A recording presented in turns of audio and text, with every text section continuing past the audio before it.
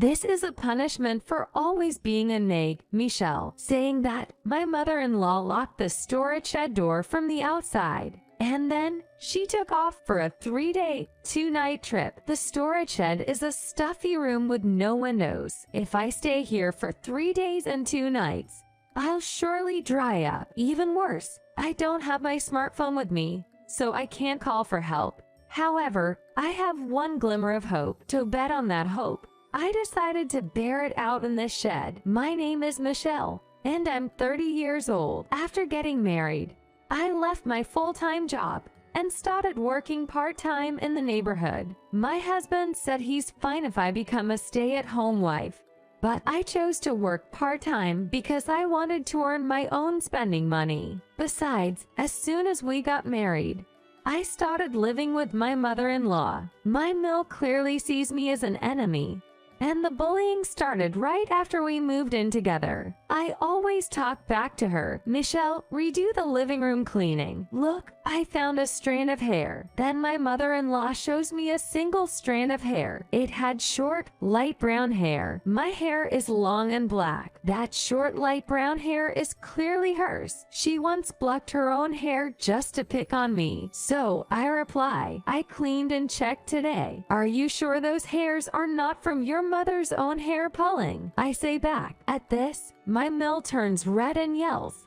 there's no way I would do that. A daughter-in-law should just listen to her mother-in-law. I can't help but feel I've hit the nail on the head today, too. But ignoring my mill's constant nitpicking isn't an option. So I quickly redo the cleaning. Seems like she's content just seeing me do it over again. She also goes out of her way to make me redo things. For instance, after I've straightened out the laundry and hung it to dry, she'll sneakily crumple it up to create wrinkles.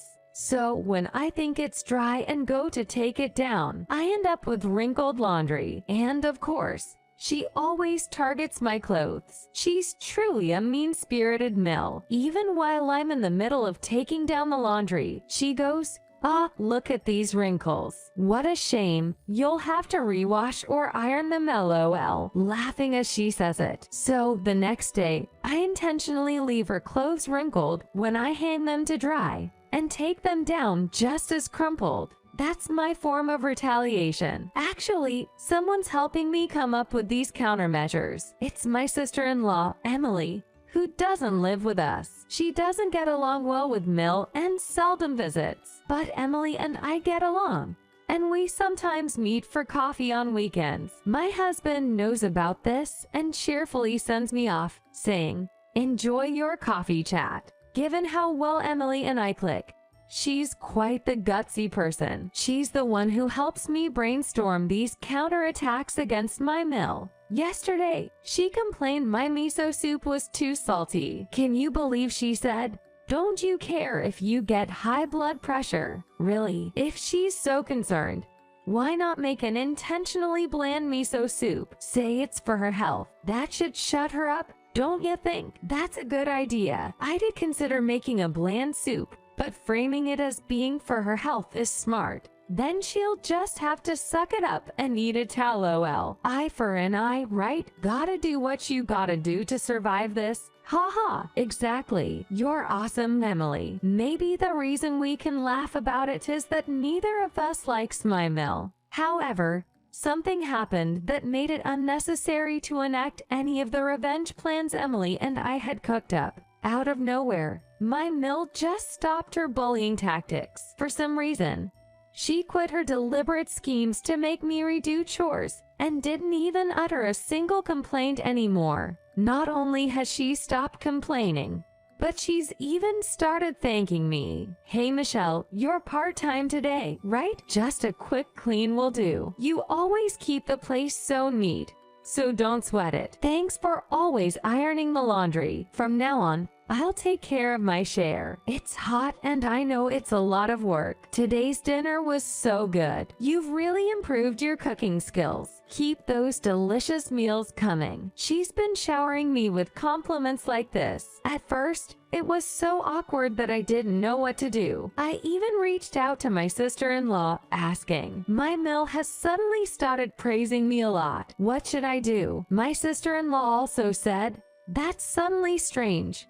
I don't think that mother would change her personality that easily. What's going on?" Although we both agonized over it for a while, I'm sure you'll be fine as long as you get compliments and appreciation. If they do something to you again, just think of something to do. We have come to the conclusion that this is the case. About a month has passed since my Mill started acting differently. She's been consistently kind to me. Then, one day, it was decided that my husband would be going on a business trip for 4 days and 3 nights. His job doesn't require frequent business trips, but when he does go, they tend to be longer stays. Once my husband's trip was confirmed, my Mill also announced she'd be going on a vacation with a friend for 3 days and 2 nights. I wondered, could this be my chance to enjoy some alone time? I started looking forward to it. So my Mill and I each had something to look forward to during my husband's business trip.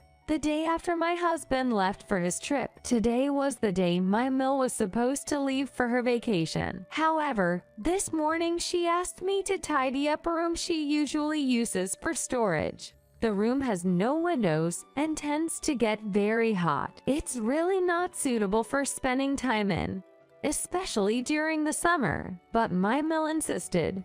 I really need it cleaned up. Reluctantly, I went into the room to organize it. Within minutes, I was drenched in sweat. Why on earth does my Mill want me to clean this sweltering room? Not knowing the reason, I started tidying up haphazardly. After a while, I sensed my Mill near the door. Is she leaving for her trip already? I quickly glanced at the door and saw my Mill grinning. Then she slammed the door shut. I even heard the sound of the lock clicking. Mill, I rushed to the door, frantically jiggling the doorknob to try and open it. But the door wouldn't budge. Now I started banging on the door. Mill, what's going on? Open the door. No matter how much I screamed, there was no sign of the door opening. And then I heard what sounded like a death sentence. This is punishment for always being so naggy, Michelle. Enjoy the heat for the next 3 days, LOL. With that,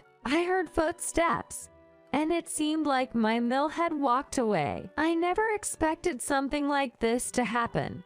It was beyond belief. Maybe my Mill had been nice to me for the past month, just to set me up for this moment. If so, her level of fixation is infuriating. There is no drink, food, or even a smartphone at hand. There is no way to call for help. I was planning to be home alone for the next 2 nights and 3 days. But now, it's not just about enjoying my time alone. If I can endure the heat for half a day, maybe help will come. Clutching onto that hope, I decided to endure it for a while. 2 nights and 3 days later, my Mill returned from her trip. The first place she went was to the storage room where she had locked me up. She must have thought to herself, surely she hasn't died, right? However, as she approached the door, she smelled the stench of decay. Startled, my mother-in-law fumbles with the lock and enters the room. The room is messy,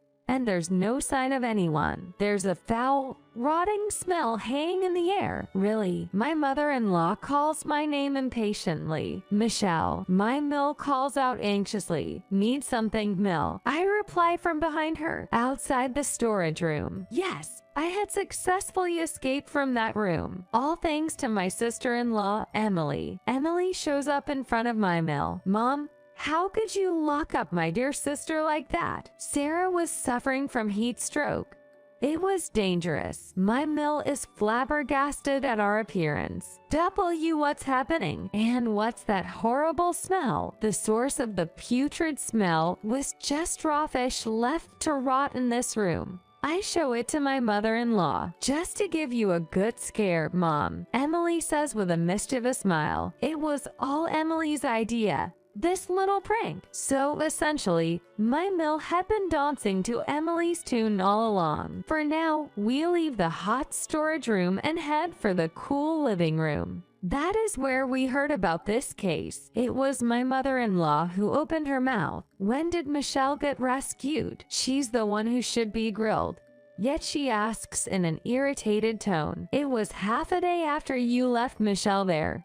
Emily replies sternly. Today was the day I was supposed to visit. She was found within that time. But can you imagine what would have happened if I didn't come? Emily glares at my Mill. She had severe heat stroke. She got better after receiving N4 at the hospital. But if it was a little later, she could have died from it. What on earth were you thinking, Mill? Were you actually trying to kill Michelle? My mother-in-law is cornered instantly. No, I wasn't trying to kill her. I just wanted to put this uppity daughter-in-law in her place. I wanted to make it clear that I'm the one in charge in this house. So, all of this was done just to put me in my place, endangering my life.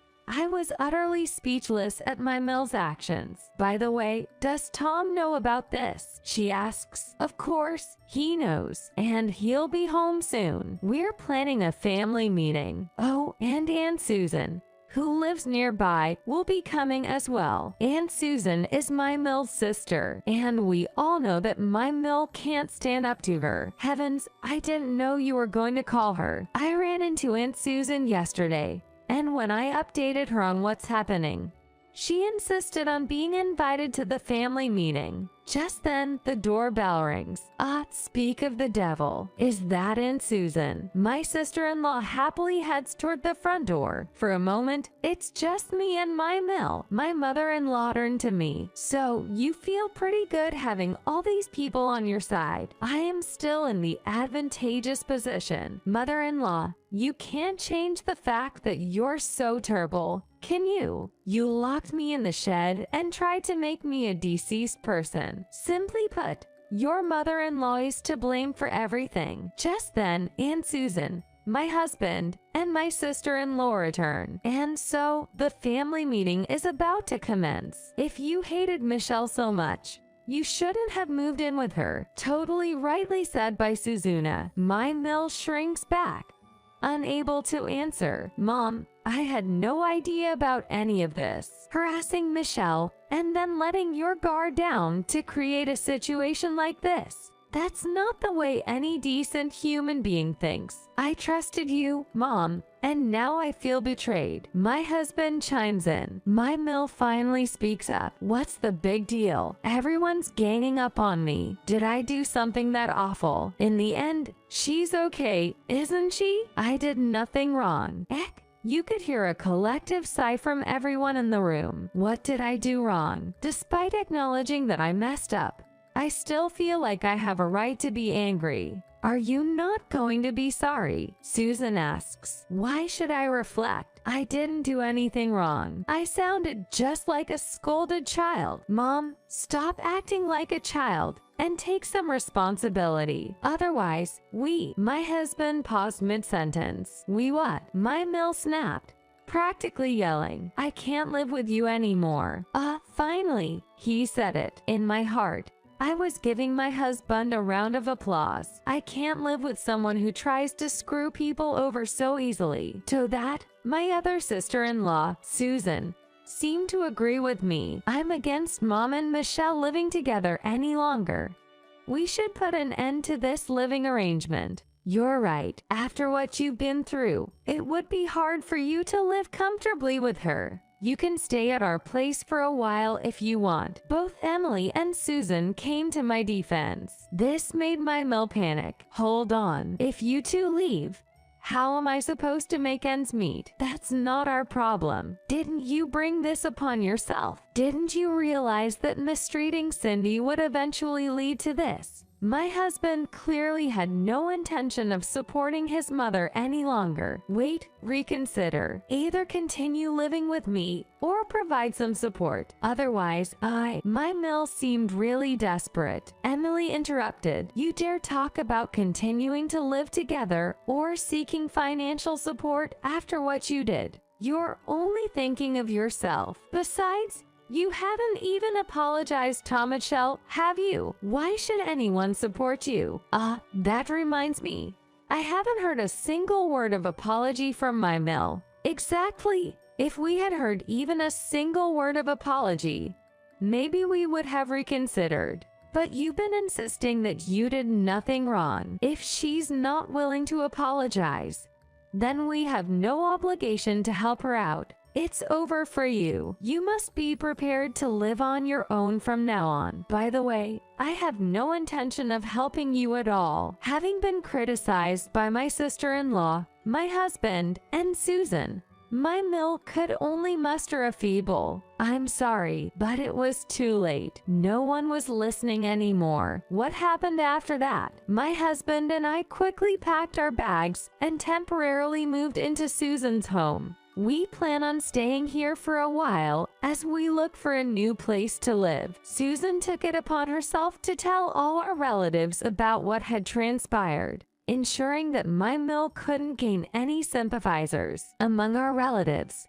Susan is far more trusted, so even if my Mill tried to set the record straight, no one would believe her. So my Mill ended up isolated, with no one to turn to. My sister-in-law even said, "I can't think of such a person as a mother." It seems they may sever their family ties soon. My husband is also making preparations for this and told me, "Just think of my mom as out of our lives." Now utterly ignored, my Mill sold her house to secure some immediate funds. I heard she moved somewhere with that money, renting a cheap apartment and living a lonely life. As for us, we've moved from Susan's home into our new place. I've started working full-time, not part-time anymore, and my husband and I decided to share household chores. It felt more equal that way. I felt like it was better that way because I felt like we were somewhat equal.